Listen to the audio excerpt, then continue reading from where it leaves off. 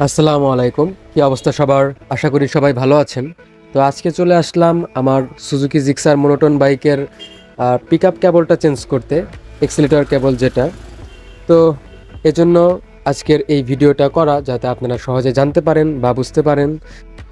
বাইকের এই এক্সিলেটর কেবলটা প্রায় 10,000 কিলোর মধ্যে চেঞ্জ করার যে নিয়মটা কোম্পানি থেকে দিছে, তো আমাদের সেটা খেয়ালও থাকে না, বা আমরা সেই কাজটা করিও না, বা ছিঁড়ে যাওয়া পর্যন্ত আমরা ওয়েট করতে থাকি যে এটা চেঞ্জ করব ছিঁড়ে গেলে বা তারপর।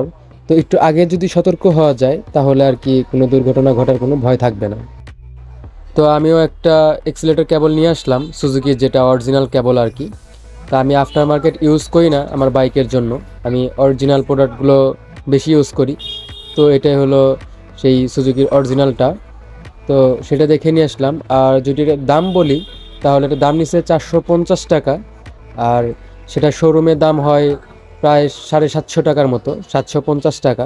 তো দেখলাম সেটা আমি বাহির থেকেই নিব, যেহেতু এক্সিলেটর কেবল, তো একটা কেবল এত ভাবার দরকার নাই। তো মূলত এই কেবল লাগানোর কাজটাই শুরু করেছে। তো এই সাইড কভার খুলতে হয়, তো ওগুলো খুলতেছে আর আমরা গল্প করতেছিলাম যে কেবল দিয়ে কী সমস্যা। তো এই কাজ করতে করতে আমরা কিছু কথা বলে নিই যে এক্সিলেটর কেবল আমরা কখন চেঞ্জ করব। এক্সিলেটর কেবল চেঞ্জ করব 10,000 কিলোর মধ্যে বা 12-15 হাজার কিলোর মধ্যে। এটাকে যদি ছেঁড়া পর্যন্ত ওয়েট করতে থাকেন, তাহলে ধরেন দূরে কোথাও একটু গেলেন বা এমন টাইমে বিপদে পড়বেন যেটা সম্মুখীন হইতে মানে আপনার জন্য কঠিন হয়ে যাবে ব্যাপারটা। তো যদি একটু আগে চেঞ্জ করা যায় তাহলে আপনি সেফলি রাইড করতে পারবেন বা ছিঁড়ে যাওয়ার কোনো ভয় থাকবে না।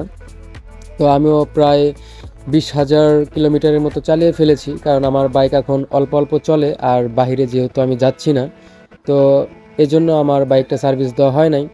তো এখন মোটামুটি একটু বাইরে যাওয়ার প্ল্যান আছে, যে কারণে আর কি সব কিছু ঠিক করে নিচ্ছি, একটু একটু করে সব চেঞ্জ করে নিচ্ছি।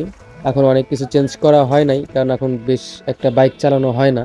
আগে যেমন বাইরে যাওয়া হইতো, এখন আর তেমন ট্যুর দেওয়া হয় না, যে কারণে এগুলো আর কি ধীরে ধীরে সব চেঞ্জ করতেছি, বা এতদিন পেন্ডিংয়ে আছে, বা মাস্টার সার্ভিসের কোনো ভিডিও দেখতে পান নাই।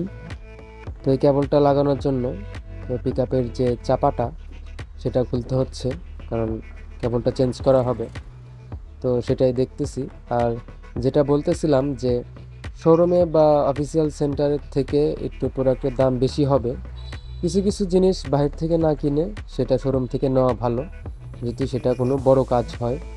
আর এই ছোটোখাটো কাজ, ধরেন ব্রেক শু, পিক আপ কেবল বা ক্লাস কেবল বা চোখ কেবল যেটাই বলেন, তো এটার জন্য আমি মনে করি বাইরে থেকে নেওয়াটাই ভালো, কারণ অধিক দাম পড়ে যায়।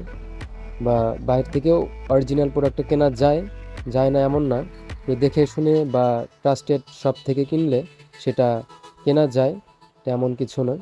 তো মূলত আপনার উপর ডিপেন্ড করবে। আর আরেকটা মেইন কথা হচ্ছে যে ভালো জিনিসের সবসময় দাম বেশি হয়। আপনারা কম দামে ভালো জিনিস কিনবেন এটা কখনো মাথায় রাখবেন না, কারণ ভালো জিনিসের দাম একটু বেশি হয়। তো এটা ভেবে আর কি আপনার বাইকের জন্য ভালো পার্টস কিনবেন, সেটা বেশি দিনও চলবে আর আপনাকে সাপোর্টও দিবে।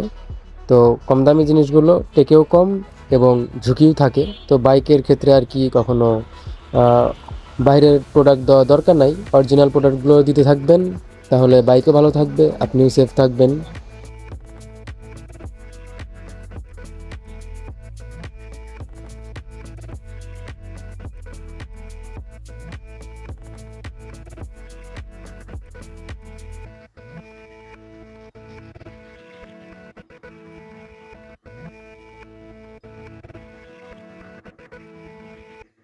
আর কাজ মোটামুটি শেষের দিকে কথা বলতে বলতে, তো এখন শুধু পিকআপের সাথে লাগিয়ে দিচ্ছে, তো কাজ শেষ।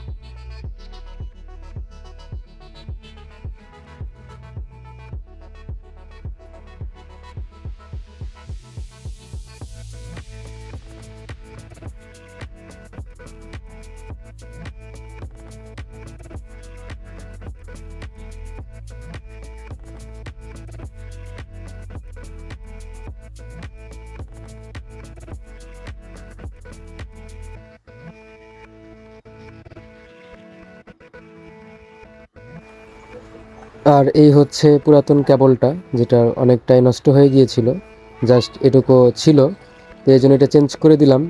আর আজকের ভিডিও এ পর্যন্তই শেষ করে দিচ্ছি। দেখা হচ্ছে পরবর্তী কোনো একটা ভিডিওতে নতুন কোনো টপিক নিয়ে। সে পর্যন্ত সবাই ভালো থাকবেন, সুস্থ থাকবেন। আল্লাহ হাফেজ।